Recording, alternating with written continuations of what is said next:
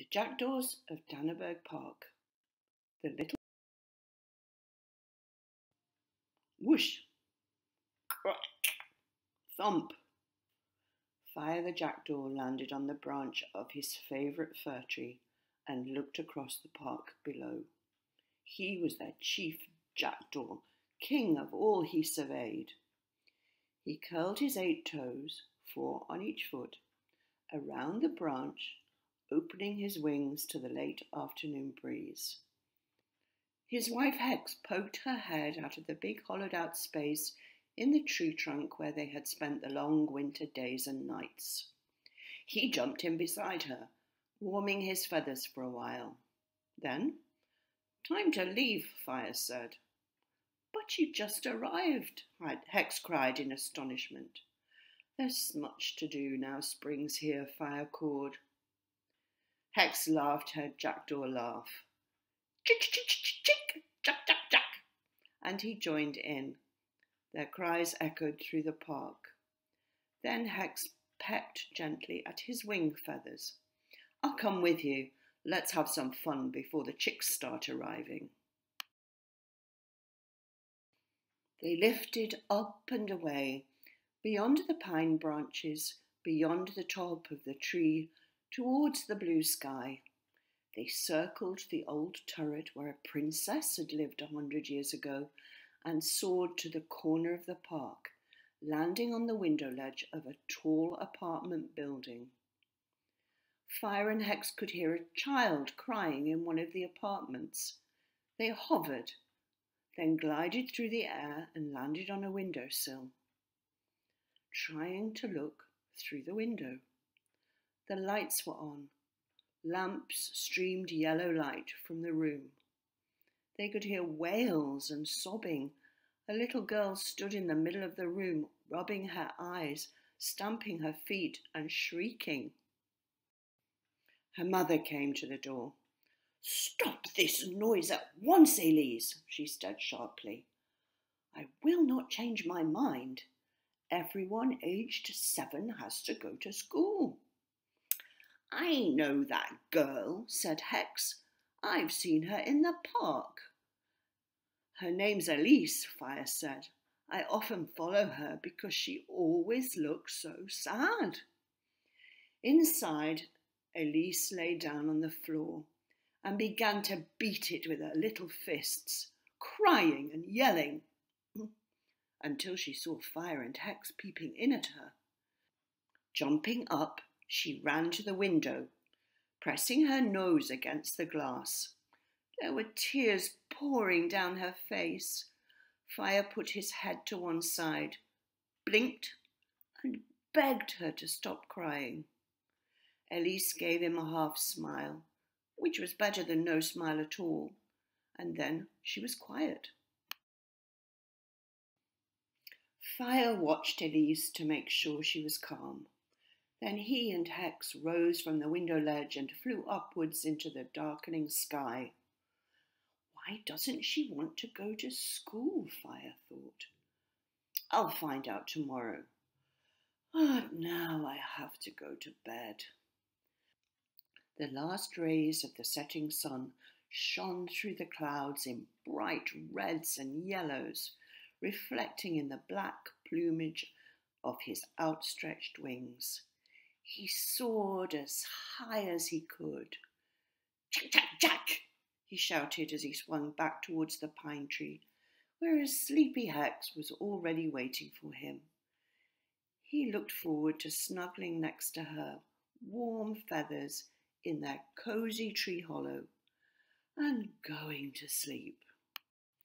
Hex woke Fire up, pecking his feathers urgently with her sharp beak. "Fire, wake up, wake up! You've forgotten your meeting on the top of the big brown tower. Shoo, hurry up, quickly, go!" The big brown tower was a square building in the middle of Danneberg Park, higher than the tallest trees. It was a meeting place and a playground for the park birds, and migrating birds rested overnight in the mossy nooks and crannies around its top. he swooped onto the tower and was confronted by a crowd of birds, all squawking at once. "We have a crisis in the park," little Sue the sparrow chirped. "And you show up late." The blue-tit Jingo, who was doing his early morning gymnastics with his feet wrapped around a strand of ivy, jumped to the ground and joined the others. "Waiting for you was so boring," he said with a big yawn, showing the inside of his little mouth. "What crisis?" Fire demanded. "The pink pigeons," said Po, the grey pigeon. "The ones who live in Pilgrim Square during the summer. They want to live in Danneberg Park. They say it's more fun here and there's lots more food.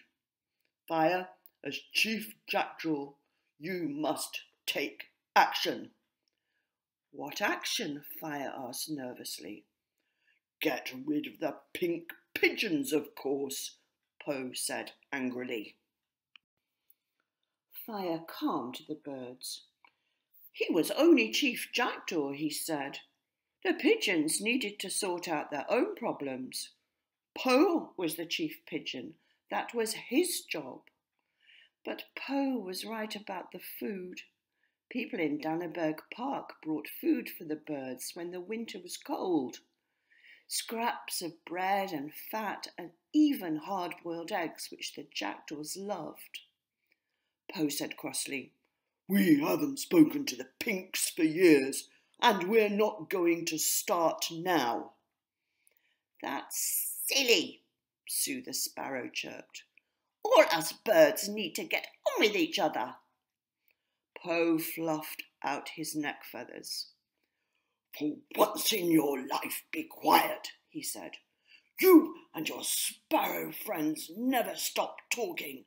Twitter, twitter, twitter, all the time, you silly bird." Fire took a warning step towards him, and Po backed away. "All right," Po gulped, because he was a little afraid of Fire, and Fire always stuck up for the smaller birds. "I'll tell you, Sue," he continued nervously, but much more politely. "It's because they don't do things the proper way, the grey pigeon way.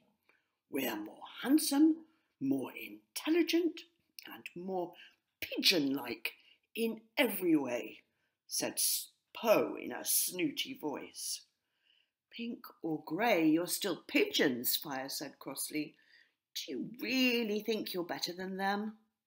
Po said angrily, "I'm just telling you now that we don't want the pink pigeons on this side of the road, and we will fight to keep them out." Jingo the blue-tit was becoming more and more nervous. The birds were scuffling and squabbling. Po the grey pigeon had puffed his feathers up so much he looked like a small balloon. Sue looked hurt. And who knew what the pink pigeons were up to? Without warning, Jingo leapt onto his strand of ivy and did 3 double somersaults in quick succession. "Stop!" said Fire. Jingo turned another 3 out of sheer nervousness. Now Fire, usually so kind and understanding, was angry too. Fire took a run at Jingo, leaving him cowering in a corner.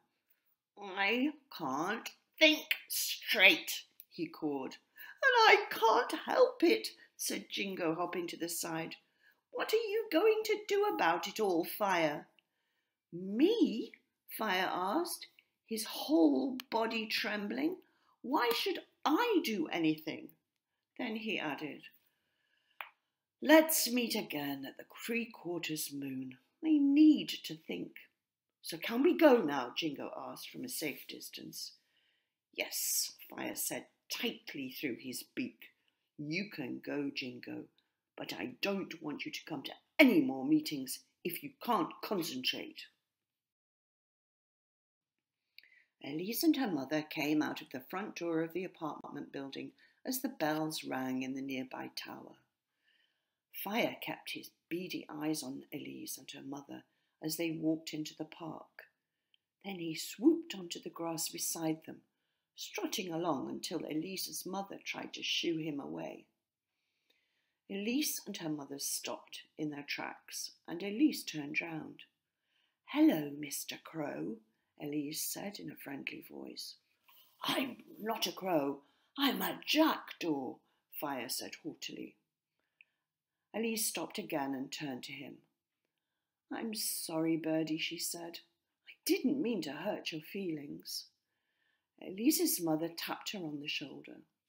"Come on, Elise, you'll be late for school, and I'll be late for work." "Shoo, shoo, you nasty crow! Go away!" "He's not a crow, he's a jackdaw," Elise said to her mother. Fire was astounded. In his short life he had met 2 humans who could understand him and talk to him. Miss William the gardener, who communicated with all the birds, and Mr. Bowman, who scattered scraps and bread for them when there was cold weather. From then he'd learned a great deal about the way the human world worked. Now here was a 3rd person, little Elise. She must be a very special child to be able to understand his jackdaw words. But why was she unhappy?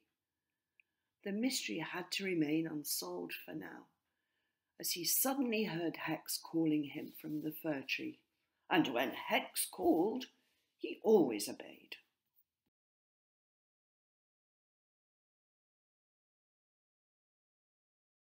It was nearly sunset, and Fire and Hex met at their new home, the Emperor Tree.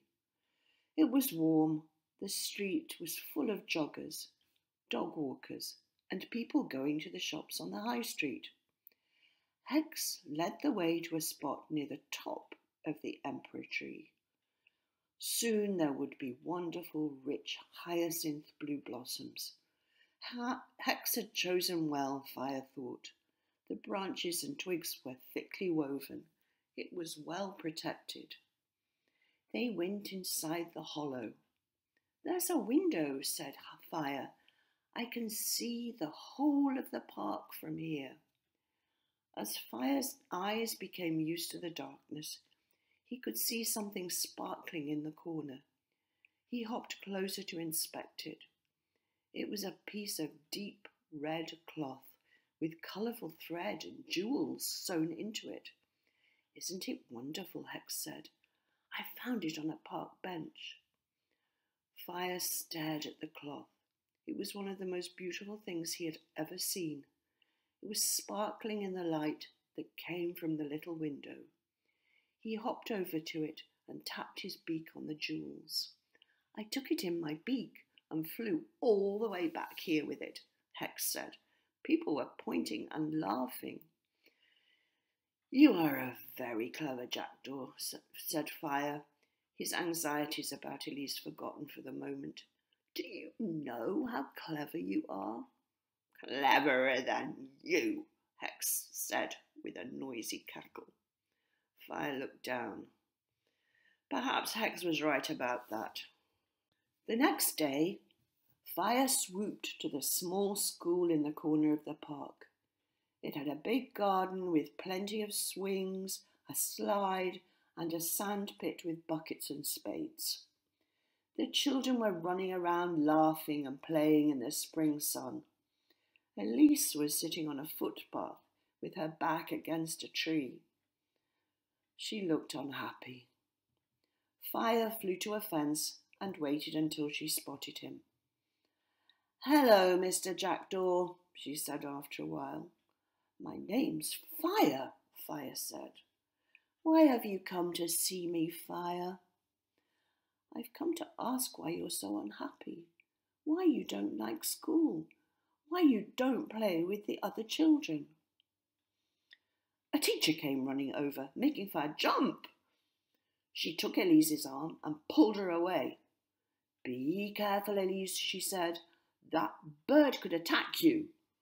Look at his sharp beak and mean little eyes." Elise wrenched her arm from the teacher's grasp, yelling so hard that all the children stopped playing and started to watch her. "He's not mean, he's my friend," Elise shouted. "His name is Fire." A little girl ran over and took Elise's hand. "I didn't know you could talk," she said. "Will you be my friend now?" But Elise just shrugged her shoulders and went back to sit on the path with her back against a tree. Fire was upset. Why had this happened? Why didn't Elise like talking? What a mystery it all was. Fire was so sad. For 2 mornings now he had watched Elise slouch off to school with her mother by her side scolding her. In his own group of jackdaws he was very important, but he was just a small bird in a big park. What could he do? William was sweeping up grit from the winter. He leaned on his brush when he saw Fire. "Hello, Fire," he chuckled. "Looking for nest materials like the one Hex found?" "Hex and I have a new home," Fire said. "It's in the emperor tree."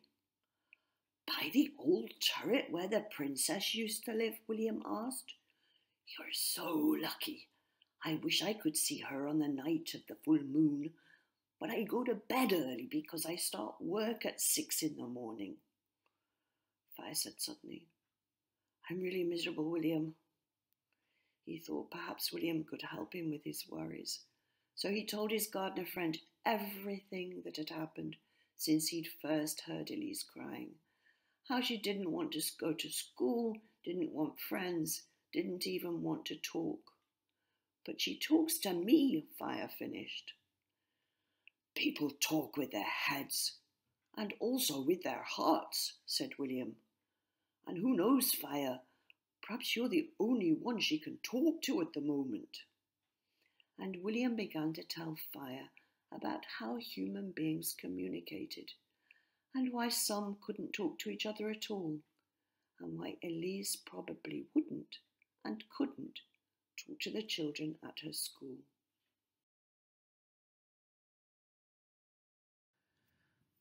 Fire flew back to the emperor tree, longing to tell Hex about what William had said. However, as he flew over the vegetable garden, he heard squawks of pain. He came to a sudden halt in midair. Near one of the boxes lay Rough Rook, on his back with his legs in the air. He was crying out. His brother Reggie was standing over him, pecking at his feathery belly. Fire landed. "What a fat, greedy rook," said Reggie to Fire's surprise. "Ha! He says his tummy hurts. All he does is eat, eat, eat, scavenging in the garbage bins. And he didn't even save any food for me, and I do so love French fries." Fire hopped across the rotting leaves and stalks and looked into Ruff's eyes. Ruff closed them in shame. "French fries, Ruff?" Fire inquired sternly. Reggie snorted. "Covered in salt and tomato ketchup. Gobble, gobble, gobble, just like a turkey," he said, and Ruff's head fell to the side in shame. Fire was shocked. Reggie was angry, not because he was worried about his brother's unhealthy habits, but because Ruff had not shared the food. Reggie seemed to understand Fire's unspoken thought. He said, "Don't judge us too harshly, Fire. Rooks have a terrible life. We live at the top of tall trees and have to fight each other for all our food. We never stop screaming at each other, and some rooks even steal our eggs when they're hungry." Fire was just about to say something when he heard terrible screeching noises coming from the road beyond the emperor tree. The traffic had stopped.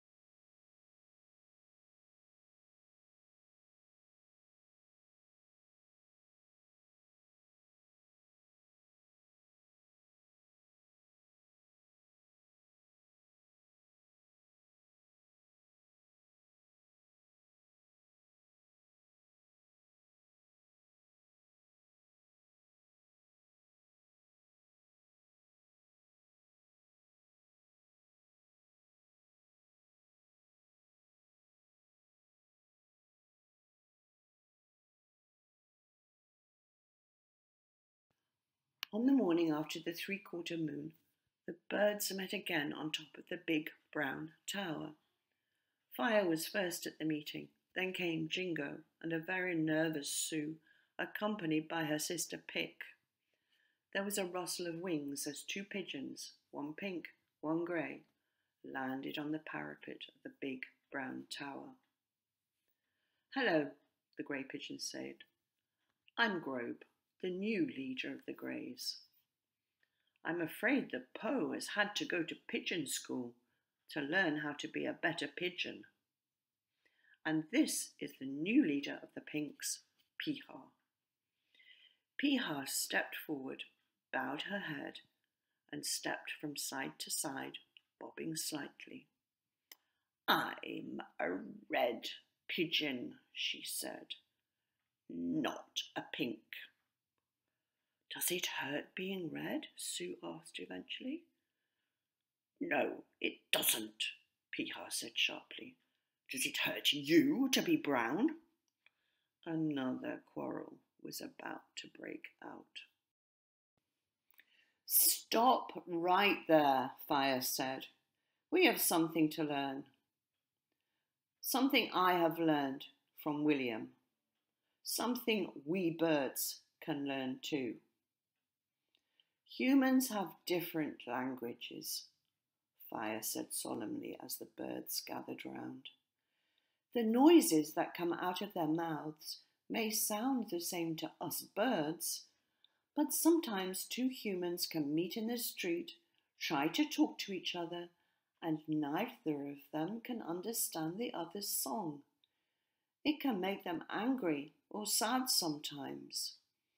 Sue said, "We birds have our own songs, but we all understand each other. Some of us even try to mimic each other." "It's harder for humans to learn each other's songs," Fire replied. "The children at the school sing one song, and Elise sings another. She's from a different place far away, and she can't sing with them or make them understand her cries." "But why can you speak to Elise?" Jingo asked. "And why can we talk to William?" "Because William says there's another way of talking," Fire said. "If you talk from your heart, you can make yourself understood by everything alive. But you have to be kind and gentle to anyone. Take Poe, for instance, always angry and complaining and trying to shut everyone else out. That's not what we should be like." "But if Elise can talk to you," Jingo said, "why can't she talk to other humans?" "Elise's father is away from home," Fire said. "He works somewhere else in the world, and she and her mother miss him very much. Elise won't speak to strangers until he comes back. Missing her father has shut off her heart to other humans, even her mother." "What can we do?" Sue demanded. "We can't do anything," Fire said sadly. "We have to wait until she feels better. Perhaps wait for her father to come back. That's the lesson that I have to learn from this. I can't fix everything, even though I am the chief of the Jackdaws." It was the night of the full moon. Fire was putting the last of the pigeon feathers on their new nest. It was the cosiest nest they had ever made. The eggs were laid. Soon noisy chicks would be taking up all their time, eating, squawking, learning to fly, needing love and attention, and then eating again. Fire said they should sit out on the branch near the oldest turret at midnight to see if the princess came out. "Just a few minutes," he added, "then we can go back and sit on the eggs." As the moon rose, Hex and Fire jumped out onto the branches of the emperor tree and scooted along until they had a clear view of the old turret. "The moon's a big lamp," said Hex. "It lights up all of Danneberg Platz. From where they sat, they could see all the pathways in the park, and most of the buildings surrounded it. The only thing blocking Fire's view of Elise's apartment was the big brown tower. They snuggled up close on the branch. The moon reached the top of the sky. The night was clear and the stars were out. Through the branches of the emperor tree, which were flushed with new leaves, Hex and Fire saw something that looked like a pink cobweb spiraling down from the top of the turret to the path below. "The princess," Hex whispered to Fire. "Let's fly down and watch as she walks through the park." The princess was gliding on satin slippers, her cloak flying behind her in the moonlight. Her hair was clasped in diamonds. She'd lived in the tower 100 years ago, William had told Fire, and she was a girl so strong and good that her life had left a memory on this place, and that memory could only be seen when the full moon shone. Hex and Fire flew quietly back to their old pine tree and sat in the lower branches so as not to disturb the new occupants, Tack and Clack. As the princess moved past, they saw someone behind her, a man, a real human being, making a real noise with the suitcase he was dragging on wheels behind him. He had a handsome face and a thick thatch of brown hair. He couldn't see the princess. He reminded Fire of someone, but he was too busy watching the princess to think about it. "The princess can't hear or see the man," Hex whispered. "I'm glad," said Fire. "That suitcase noise is terrible. It will wake all the birds in the crabapple tree." "That's where Jingo lives," Hex laughed, and Fire gave a squawk of merriment. Then something astounding happened. With the suitcase wheels becoming ever louder, the balcony doors of Elise's apartment opened, and Elise and her mother stepped out. Elise began jumping up and down, waving and shouting. The man with the suitcase stood still and waved both arms. "Papa! Papa!" Elise shouted. "I missed you. I love you." She and her mother left the balcony and suddenly appeared in the doorway and then crossed the park. "Elise, my beautiful Elise, and your beautiful mama," shouted the man. "I am so happy to see you again. I have missed you both so much." The princess stopped at the man's side and smiled at Elise, who was suddenly quiet. The princess lifted the palm of her hands to her lips and blew a kiss to Elise. To Fire and Hex's joy, Elise laughed and blew a kiss back.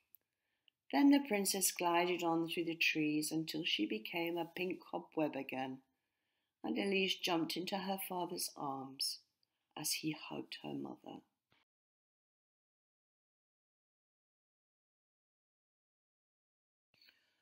"We are lucky," Hex said as the sun rose over Danneberg Park, its almost white light filtering through the hyacinth blue buds on the emperor tree. They huddled together looking at the nest, lined with pigeon feathers, where there lay 5 blue eggs with dark olive-green speckles. "5, said Hex. "That's a lot of work for you, Fire, fetching food for you and me, and soon 5 hatchlings too." They settled down happily to rest, with Hex on the nest and Fire dozing on a pile of leaves. Then suddenly came a loud noise, like a drilling sound, echoing round the park. Hex groaned. "I hope that doesn't go on for long." Fire blinked out of the tree hole, cocked his head on one side, and gasped in horror. "Hex," he said, "what colour did you say the feathers of our new neighbours are?" "Black, white, green, red and grey," she said. "Why?"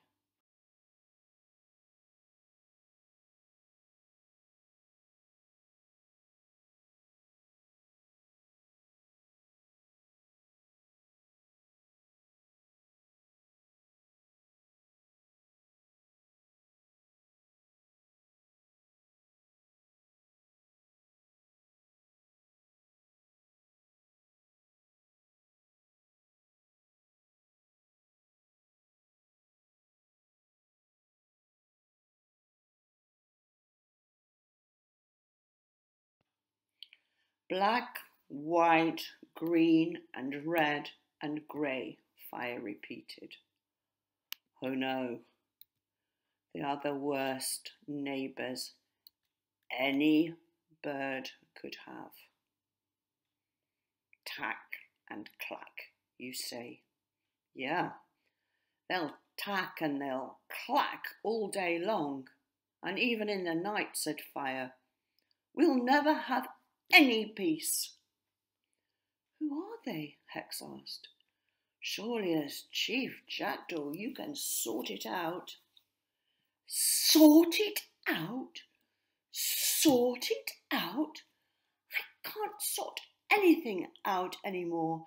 I certainly can't sort this out. It's a disaster. Fire stood up with his head hanging loosely to the side. He started to take nervous steps around the tree hollow, tacking and clacking, knocking and grocking, drilling and grilling, banging and pranging, hammering and yammering, piping and griping, rattling and tattling. This is the end of our wonderful, peaceful life, Hex. These are no ordinary birds. Who are they? Hex said in a loudish jackdaw screech.